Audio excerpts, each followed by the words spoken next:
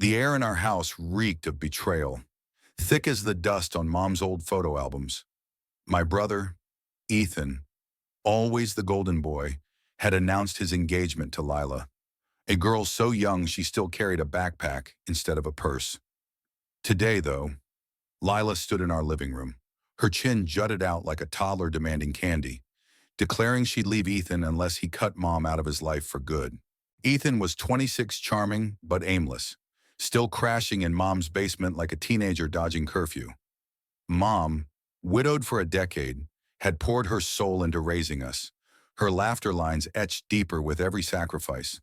Her home was our sanctuary, a modest split level in suburban Ohio, walls papered with memories-faded Polaroids, Ethan's Little League trophies, my clumsy crayon drawings.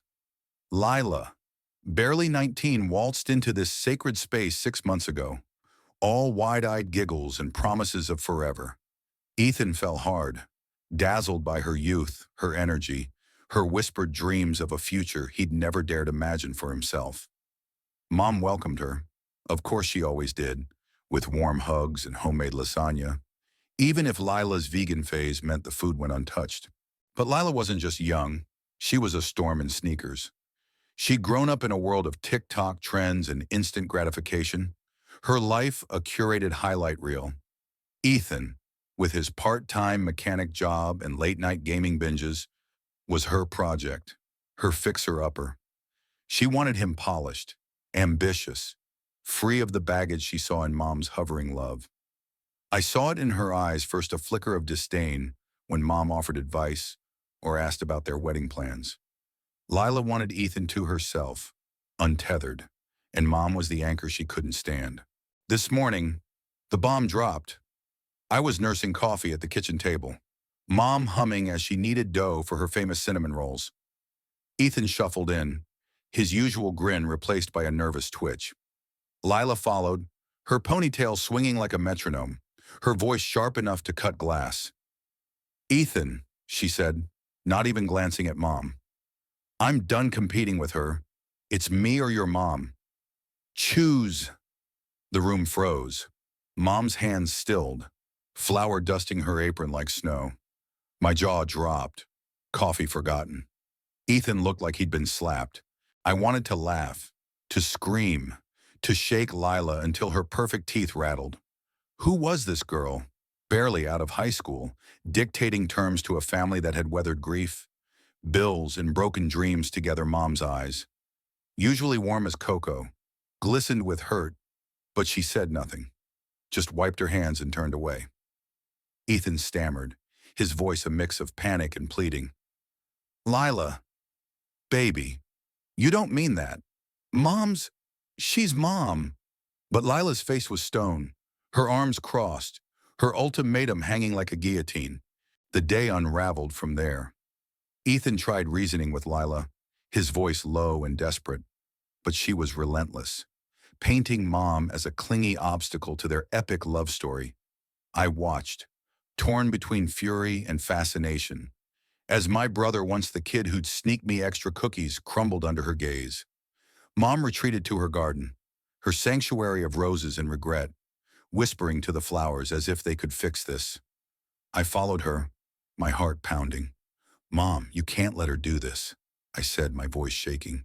She just smiled, sad and small. "He loves her. Sarah, I won't make him choose." By noon, Lila had escalated, packing a bag and threatening to leave for her sister's place in Chicago. Ethan trailed her like a lost puppy, begging her to stay, promising he'd talk to Mom, set boundaries, anything. I wanted to grab him, shake sense into him, remind him of the nights Mom stayed up stitching his Halloween costumes or working double shifts to keep us afloat. But love, I realized, was a cruel puppeteer, and Ethan was tangled in its strings. The afternoon brought a fragile truce. Lila agreed to stay, but only if Ethan moved out with her immediately. No more basement, no more Mom's cooking, no more family game nights. Ethan hesitated, his eyes darting to Mom, who was now in the kitchen, silently rolling out more dough. I could see the war in him, the boy who loved his mother versus the man desperate to keep his fiancée. "I'll do it," he whispered finally, his voice breaking. Lila smirked, triumphant, and I felt my stomach churn. Dinner was a funeral. Mom set the table for four, but Lila ate in the living room, scrolling her phone. Ethan pushed food around his plate, avoiding Mom's eyes. I tried to fill the silence, babbling about work, but it was like shouting into a void. After, Ethan helped Mom with dishes, a ritual they'd shared since we were kids, but it felt like a goodbye. Lila watched from the doorway, her expression a mix of impatience and victory. I wanted to hate her, but I saw something else in her eyes, fear. Fear of losing Ethan. Fear of not being enough. It didn't excuse her, but it made her human. That night, I couldn't sleep. The house creaked with ghosts of better days. Dad's laughter, Ethan's old guitar strums, Mom's bedtime stories. I crept downstairs, finding Mom on the couch, clutching a photo of us as kids. "I thought I raised him better," she whispered, her voice raw. I hugged her, my own tears falling. "He's still your son," I said, but the words felt hollow. Ethan was slipping away, lured by a love that demanded he betray the one person who'd never let him down. The next morning, Ethan packed a duffel bag. Lila hovered, her excitement barely veiled. Mom handed him a Tupperware of cinnamon rolls, her hands trembling. "For the road," she said, her smile brittle.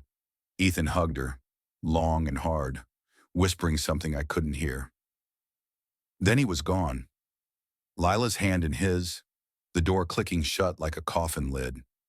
I stood with Mom, watching their car disappear down the street, the autumn leaves swirling in their wake. Weeks passed, and the house grew quieter.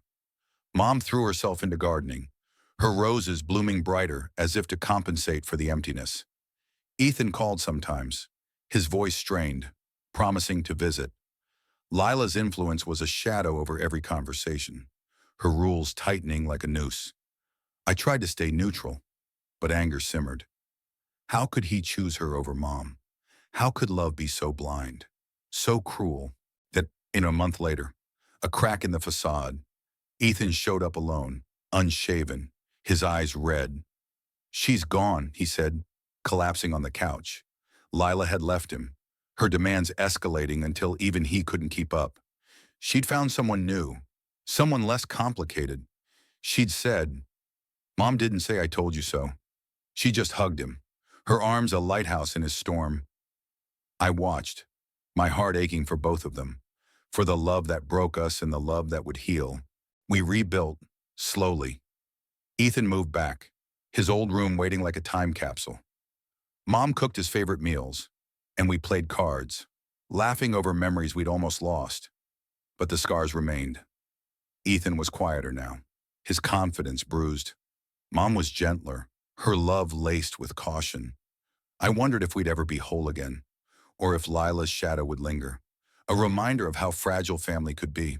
This story isn't just ours, it's a mirror. Families break and mend every day, torn by love, loyalty, and choices that cut deep. Ethan chose Lila, then chose Mom. Lila chose herself. Mom chose forgiveness. Me, I'm still figuring it out. What would you do in their shoes? Share your thoughts. Where do you draw the line between love and loyalty? And de one and omem.